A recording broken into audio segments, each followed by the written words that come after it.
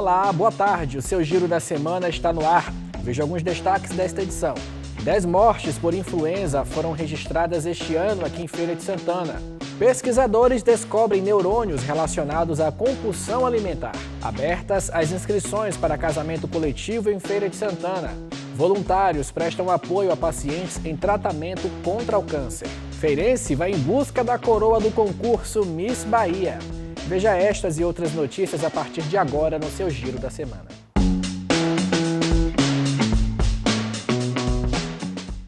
A baixa cobertura vacinal e o aumento do número de mortes por gripe e influenza em Feira de Santana são motivos de alerta. A procura pela vacina nos postos de saúde ainda é muito pequena, apesar das 10 mortes causadas pelo vírus. Depois de passar por 2 unidades de saúde sem achar ninguém se vacinando contra a gripe, finalmente encontramos Dona Maria se imunizando no posto de saúde do Caça. É bom porque evita ter uma pneumonia, ter coisa mais grave, né? A gente se gripar na idade, né? Então tudo isso é bom, né? Eu sempre me dei muito bem com a vacina da gripe. Aproximadamente 6 milhões de pessoas fazem parte do público-alvo de vacinação em todo o estado. Mas até o momento, só 735 mil doses foram aplicadas, o que equivale a 15% do público-alvo. Com pouca gente vacinada, é claro, a doença pode se espalhar. Este ano, a gripe influenza provocou a morte de 10 pessoas em Feira de Santana. Mesmo com este perigo da doença, até o momento foram vacinadas menos de 33 mil pessoas na cidade. É importante que os pais levem as crianças e tanto crianças, adultos, idosos que estão nesse grupo de prioridade, levem os documentos tais como caderneta de vacinação e documentos com fotos. Inclusive, vale destacar que para aqueles pais que não conseguem levar seus filhos durante o dia ou no final da tarde, nós temos 7 unidades de saúde na hora que atende com horário estendido até as 20 horas e 30 minutos, mas é muito importante se vacinar antes mesmo de adoecer. A seletividade alimentar é uma realidade comum para crianças com autismo, o que pode representar um desafio para os pais. Aqui em Feira de Santana, a Associação de Pais e Amigos dos Excepcionais, a APAE, conta com a terapia alimentar. Ela entra em cena para ensinar como a criança pode ter uma alimentação mais equilibrada, mesmo diante das restrições. Theo é uma criança autista e, como a maioria das crianças que possuem autismo, ele apresenta o que se chama de seletividade alimentar. Só quer comer um determinado tipo de comida, recusando vários outros alimentos indispensáveis para o organismo, mas está aprendendo a se alimentar melhor. Faz o seguinte para mim, come a cabeça do cavalo marinho, por favor. Theo, me conte aí, o que é que você mais gosta de comer? Maçã, macarrão, E o que mais? feijão e carne. É muito comum que crianças com espectro autista apresentem seletividade alimentar. Isso pode incluir desde recusa a alguns alimentos como preferência por outros. Por isso, é importante que as mães procurem a terapia alimentar. A seletividade alimentar não é exclusiva de crianças com autismo, mas pode afetar crianças atípicas com maior intensidade. Desintegração sensorial, que é justamente esses sentidos dele podem ficar bagunçados e aí algumas questões, alguns grupos alimentares ele pode não aceitar muito bem. Então essa não aceitação pode ser desde cores, por exemplo, alimentos amarelos, alimentos vermelhos, alimentos verdes, esse grupo que ele vai deslocar ali e não vai consumir, ou pode também ser grupos alimentares inteiros, tipo frutas, qualquer fruta a criança não come, qualquer verdura, ou simplesmente derivados de farinha de trigo, varia muito, mas é por causa dessa dessensibilização sensorial que eles têm, eles podem sim vir a rejeitar vários alimentos. E nesses casos, que é causa chamada de seletividade alimentar, a gente atua dentro da terapia alimentar. Jaciene, mãe do Theo, o acompanha na terapia a cada 15 dias, uma forma de ensinar o garoto a se alimentar bem. Eu já consigo inserir alguns alimentos diferentes na alimentação dele, graças à terapia que ele vem fazendo aqui, né? Por exemplo, uma fruta que ele não gosta. Aí eu dou uma que ele gosta e dou uma que ele não gosta, por conta da textura. Aí hoje ele já consegue ingerir ambas as frutas, né? Sabia que a tontura é um dos principais riscos para os idosos? De acordo com o Instituto Nacional de Traumatologia e Ortopedia, cerca de 40% dos brasileiros com mais de 80 anos sofrem quedas todo ano. Aí o cuidado precisa ser redobrado. Dona Maria sente tonturas com frequência. Ela relata que o problema é um obstáculo no dia a dia. Por isso, busca formas de lidar com a situação. A senhora se equilibrar, ficar em pezinha quando a senhora sente uma tontura, a senhora usa alguma muleta, alguma... Não, eu não, por enquanto eu não uso muleta, não. Eu posso andar bambeando, mas não uso muleta, não, né? Ando solta. Consegue se equilibrar? Consigo um pouco. Agora, quando eu vejo que a tontura vai me pegar, é que eu corro para me sentar ou para me deitar, né? Para não chegar a cair. Algo parecido aconteceu com Dona Ivonete. Ela conta que já sofreu 2 quedas dentro de casa. Eu caí parada, segurando no portão e esperando a dona passar o portão. Quando ela veio abrir, eu já estava no chão. Mesma coisa aconteceu na segunda. Aí já foi em casa. Os soldados foram marchar lá e eu fui ver com curiosidade. Cheguei no portão, segurei no portão, zap, de novo. As duas vivem neste asilo vinculado ao Dispensário Santana. Por aqui, o idoso que tem este tipo de problema é acompanhado por profissionais da saúde. Algumas usam muleta, andador, umas vão para a cadeira de rodas, no momento que sentem a fraqueza, a gente coloca na cadeira de rodas, e outras preferem ficar sentada. Mas a questão de deambular a gente sempre está mantendo, porque é uma forma de mantê-las ainda ativas. Segundo o Instituto Nacional de Traumatologia e Ortopedia, por ano, 40% dos brasileiros com mais de 80 anos sofrem alguma queda. Esse tipo de acidente pode causar fraturas, lesões musculares e até neurológicas. A faixa etária idosa ela é mais susceptível a problemas do labirinto pelo envelhecimento natural mesmo, né? Como acontece com a visão, como acontece com a audição. Então, o equilíbrio também pode ser acometido. Além disso, os outros sistemas que contribuem para o equilíbrio também podem ser impactados, como a visão, como o cerebelo, como o sistema de tendões, músculos, né, as articulações, que ficam mais frágeis e fazem com que o idoso tenha uma menor resistência mesmo às variações do equilíbrio.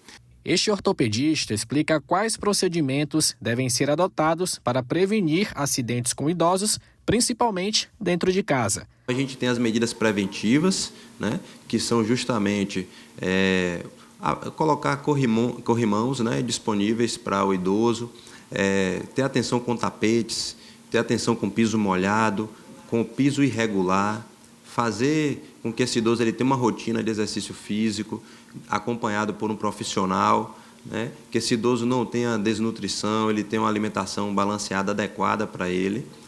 Tudo isso de maneira preventiva. Bora falar agora sobre as inscrições para o casamento coletivo aqui em Feira de Santana. 300 vagas estão abertas para os casais que moram na sede ou nos distritos do município. Veja os detalhes na matéria. Depois de 6 meses vivendo juntos, Edson e Valmira resolveram oficializar a união. O matrimônio aconteceu há 6 meses atrás no casamento coletivo, promovido todos os anos pela Prefeitura, através da Secretaria de Desenvolvimento Social. E aí, quem pediu em casamento? Praticamente foi eu. Eu vi na imprensa a notícia e intimei ele a gente vir fazer a inscrição e deu tudo certo. Foi um casamento muito lindo, coletivo, mas muito perfeito, muito bonito, a ornamentação linda mesmo. Aproveitei todos os momentos, os espaços para tirar foto.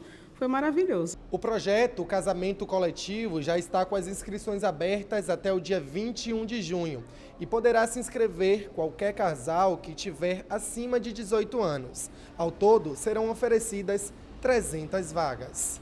Para se inscrever, basta comparecer na sede da Secretaria de Desenvolvimento Social, aqui na Avenida Senhor dos Passos, número 212, bairro Centro, das 9 às 11 e das 14 às 16, de segunda a sexta. Quem pode participar são pessoas que residam em Feira de Santana e distritos, que tenham NIS, número de identificação social, e que estejam com dificuldade, estão querendo casar, mas não tem como arcar com as custas do casamento. A gente encaminha todos os documentos já para o cartório, depois combina com os noivos um horário, dia e horário, para eles irem assinar no cartório. Assinando, que no caso vai ser a habilitação de casamento. Eles vão dar entrada nessa habilitação de casamento, para quando chegar no dia da realização do evento, a certidão deles já vai estar ok, toda certinha, aí o juiz vai, celebra o casamento, de imediato entrega a certidão a cada um. E quem veio buscar informações para oficializar uma relação de 7 anos foi a professora Rudney. É bom que a gente venha antes para saber qual é a documentação que é necessário para não correr o risco de perder a vaga, ainda mais que a quantidade de vagas são limitadas. Cerca de 5% da população brasileira sofre com algum tipo de transtorno alimentar e a compulsão alimentar é um deles. Recentemente, pesquisadores identificaram células nervosas no cérebro relacionadas ao comportamento compulsivo por comida. Compulsão alimentar, fome emocional, 2 assuntos complexos que podem prejudicar a saúde física e psicológica de uma pessoa. Mas nem todo mundo sabe que existem diferenças nesses transtornos. Rapaz, o pessoal fala pouco a respeito disso aí, né? Que a nossa vida, que nem eu falei pra você, né? Correria, né? Então a gente não foca muito nesse assunto, entendeu? A gente só quer saber que vai comer, que vai beber, que vai pro corre, né? Do dia a dia. Você já ouviu falar em compulsão alimentar e fome emocional? Sabe o que significa? Sei mais ou menos. Compulsão alimentar quando a pessoa... como é que fala? Desconta a emoção na comida, né? E tem a comida como um apoio emocional. A compulsão alimentar é aquela pessoa que não para de comer. E a fome emocional é causada por algum problema emocional, como depressão, que é um dos principais problemas da sociedade, estresse, ansiedade, fobia e outros problemas mais relacionados ao emocional do ser humano. Um grupo de pesquisadores da Universidade da Califórnia, em Los Angeles, nos Estados Unidos, e da Universidade Federal do ABC, em São Bernardo do Campo, São Paulo, identificaram células nervosas no cérebro relacionadas ao comportamento compulsivo por comida. Trata-se de uma população de neurônios que fica em uma região conhecida como substância cinzenta. No transtorno de compulsão alimentar, o que diferencia ele é o descontrole, né? Então, o sujeito ele se vê diante da comida e ele não consegue, de fato, controlar. Ele não consegue controlar nem o que ele vai comer. Então, em alguns episódios, ele pode comer carne congelada, misturar doce com salgado e comer de forma muito exagerada. Muitas vezes também comer escondido, comer... Muitas vezes, numa refeição, 8, 10 fatias de pizzas.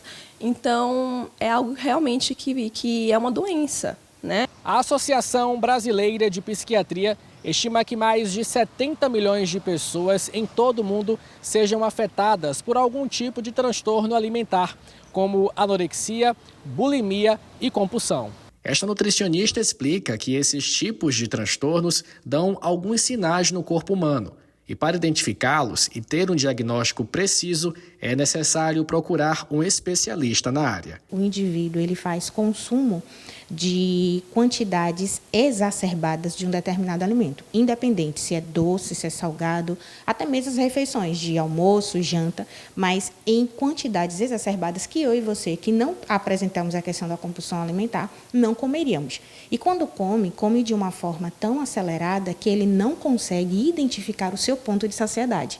Então, facilitando ainda mais com que tenha um aumento desse volume. Além disso, o paciente deve praticar exercícios físicos diariamente. Quando ele recebe o diagnóstico pela parte da psiquiatria, vai começar uma abordagem multidisciplinar, com vários profissionais. Educação física, porque a atividade física precisa entrar para liberar a questão de endorfina, melhora do bem-estar, do humor. E aí entra a questão do nutricionista e, de preferência, que seja um nutricionista com abordagem comportamental. Quando não há essa abordagem comportamental, pode, não estou dizendo que vai, mas pode sim ocasionar uma alavancar dessa compulsão alimentar, ao invés de trazer uma melhora significativa para esse paciente. A gente vai para um rápido intervalo, mas na volta você vai conferir. Voluntários prestam apoio a pacientes em tratamento contra o câncer. Startup oferece oportunidades de aprendizado e desenvolvimento profissional para jovens. E ainda, feirense vai em busca do título de Miss Bahia 2024. Isso e muito mais depois do nosso intervalo. O Giro da Semana volta já já.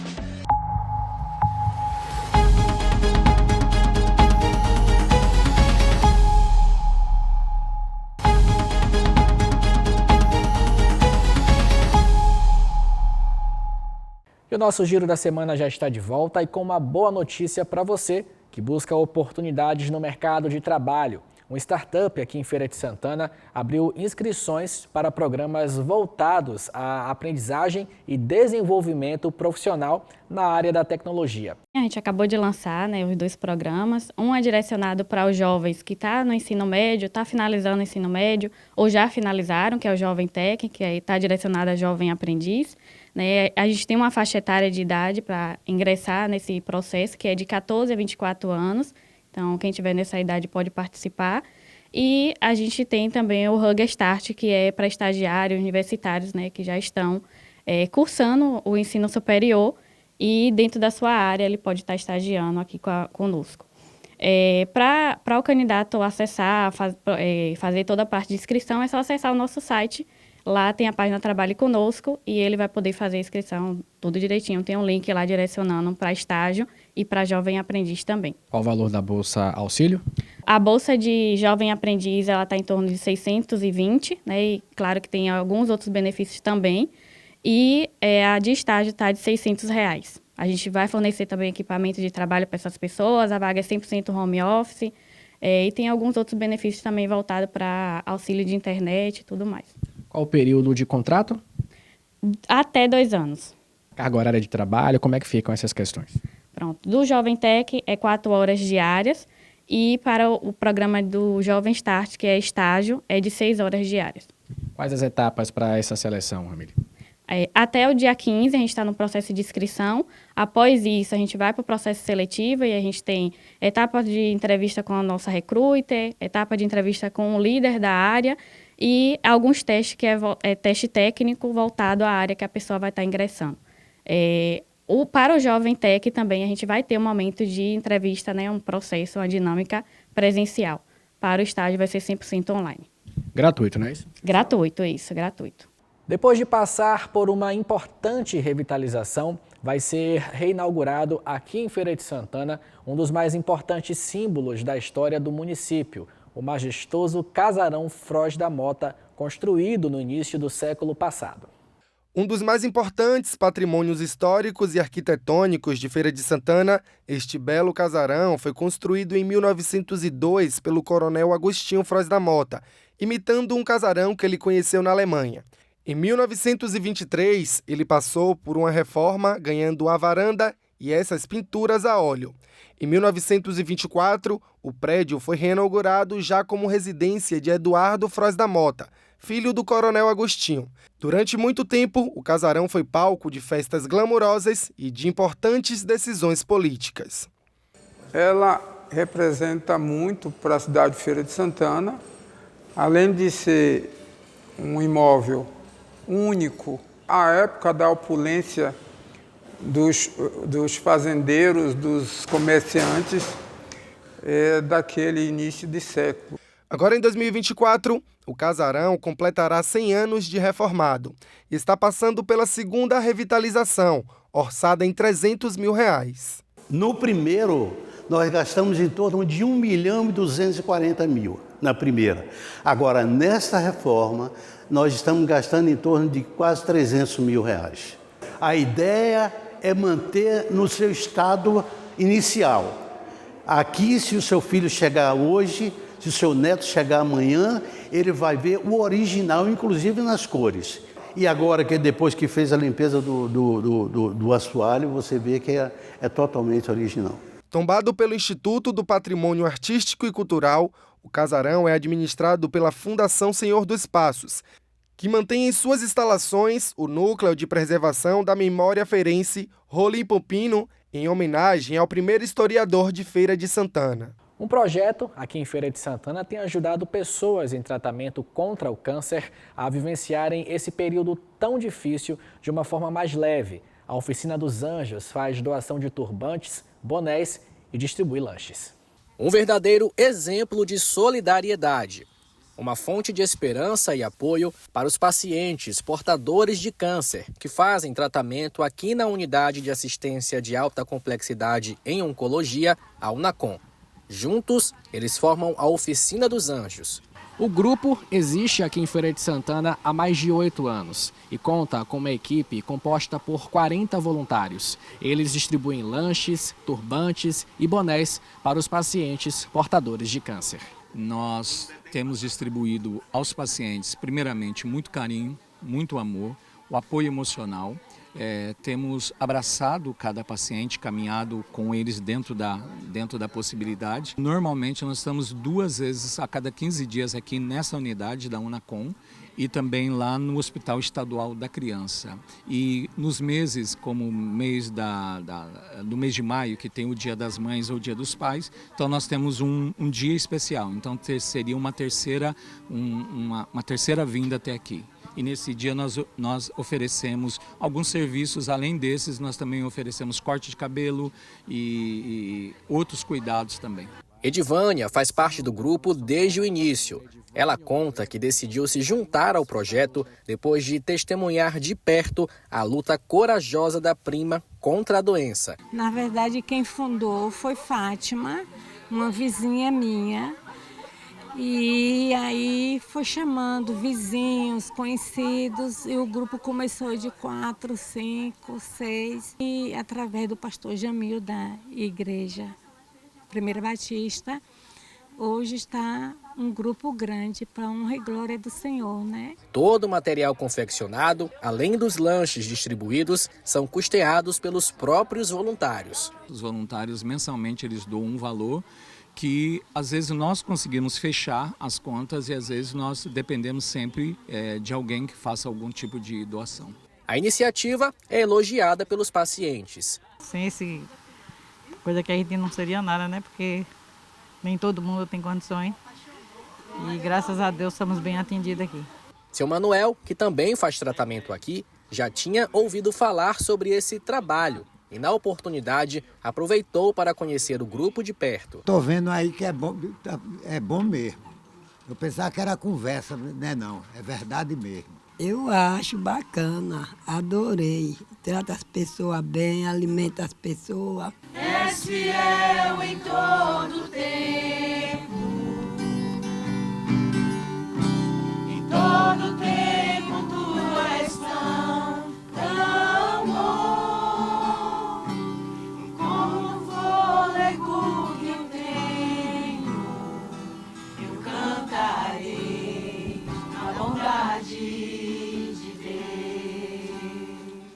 A arte pode ser um poderoso instrumento de inclusão para crianças e adolescentes atípicos, como os autistas. É o caso de Iago, que você vai conhecer agora. Ele se revelou um talentoso pintor e está sendo incentivado pela escola onde estuda. Inspirado pelo tio, quando ainda era mais novo, Iago começou a fazer timidamente os primeiros desenhos. Quando eu tinha uns 10, de 7 a 10 anos de idade. Aí também foi, antes disso acontecer, correu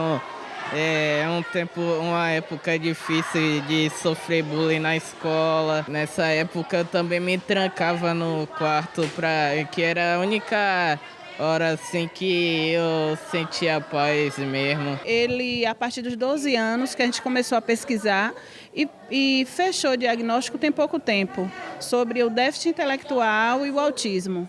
Dona Josimeire sempre correu em busca de espaços para mostrar o talento de Iago. Foi quando surgiu uma boa oportunidade, o projeto Cultura Nordestina, realizado nesta escola, que propõe discussões sobre identidade e manifestações culturais. Porque como ele se inspirou em alguém, outras pessoas podem se inspirar em Iago, né, e sair da situação até, porque muitos meninos sofrem, né, com ansiedade, com bullying, então é uma válvula de escape você ter onde se apegar. E o mais bonito disso tudo não é apenas o artista feirense, é a gente entender que as pessoas com alguma necessidade especial, né, com alguma deficiência, elas precisam ser inseridas no processo de educação. Através deste projeto, o Iago teve a oportunidade de expor essas telas aqui nesta escola.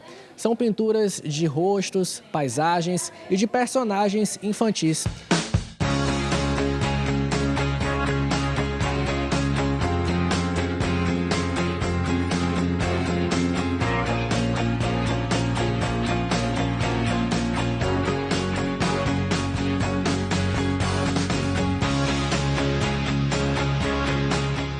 Achei muito bacana, porque olhei todos e achei muito legal. Bonita. O fato dele ser um menino autista, ele é muito talentoso. Eu queria agradecer à escola por ter me dado a oportunidade e que possa chegar a mais pessoas esse ideal para construir mais frutos. Vamos falar agora sobre Maria Eduarda, moradora do distrito de Jaíba. Depois de conquistar o título de Miss Feira de Santana 2024, ela agora já está preparada para um voo mais alto. Vai em busca da coroa de Miss Bahia. O repórter William Haxel e o cinegrafista Júnior Araújo vão mostrar a história dela pra gente agora. Confira. A mãe de Maria Eduarda conta que a filha, desde pequena, já demonstrava que tinha um talento para ser modelo. Ela sempre gostava de estar desfilando dentro de casa. Ela dizia, mãe, quando eu crescer vai ser modelo. E eu sempre apoiava. Aí teve uma inscrição de um curso para modelo. De uma agência que fez um curso aqui em Feira. Aí eu escrevi ela. Foi um sacrifício, que eu estava lisa. Mas consegui escrever. Ela fez esse curso. E foi selecionada por 4 agências de São Paulo, na época. Mas, assim, a gente ficou meio desconfiada porque não deram muita importância. E também a gente também não chegou a não dar também devida, porque já que ela tinha sido selecionada, né, teria que a empresa também ir atrás. Como não deu, a gente também deixou para lá. Mas não foi por isso que ela desistiu. E foi nos solos desta chácara aqui no distrito de Jaíba que Maria Eduarda cresceu brincando de ser modelo. Hoje, aos 18 anos, ela se inscreveu no concurso pela primeira vez e já garantiu a coroa de Miss Feira de Santana 2024. E foi com o apoio de um amigo que ela tomou coragem e se inscreveu no concurso. Já há algum tempo eu já percebi essa veia artística dela, não somente para foto, mas para passarela também. E então nós incentivamos já há algum tempo ela, desde 2022, nós estamos trabalhando com ela, a ela se inscrever no Miss e deu tudo certo, né? A Miss Feira de Santana 2024 é você, Maria Eduarda! Maria sempre trabalhou com a mãe e até se sentiu insegura com o concurso, mas encarou o desafio e alcançou o objetivo final. Participar do concurso do Miss não é só sobre beleza e estética, tem que estar atualizada sobre as coisas que vêm acontecendo no mundo, tem que treinar passarela, a oratória. E só de estar participando daquele concurso eu já me senti realizada. Não foi algo que eu entrei para ganhar a coroa, foi algo para poder me permitir participar de algo diferente. Mas essa não é a única vitória. Ela teve um câncer na tireoide e, ao ser curada, encontrou mais forças para enfrentar a jornada. Depois da cirurgia, eu comecei a ter mais vontade de participar das coisas que eu queria, porque poderia ter a possibilidade de eu morrer. E, graças a Deus, ele me deu a cura, ele conseguiu me livrar disso. Após a vitória, Eduarda está nos preparativos para concorrer ao Miss Bahia. A gente está aí almejando fazer toda a preparação, né, para o Miss Universo Bahia, almejando essa coroa. No passado a gente conquistou o top 5, né, com toda essa preparação de passarela, de oratória. E esse ano a gente está indo com tudo para conquistar e trazer essa coroa de Miss Bahia para a Feira de Santana com Maria Eduarda.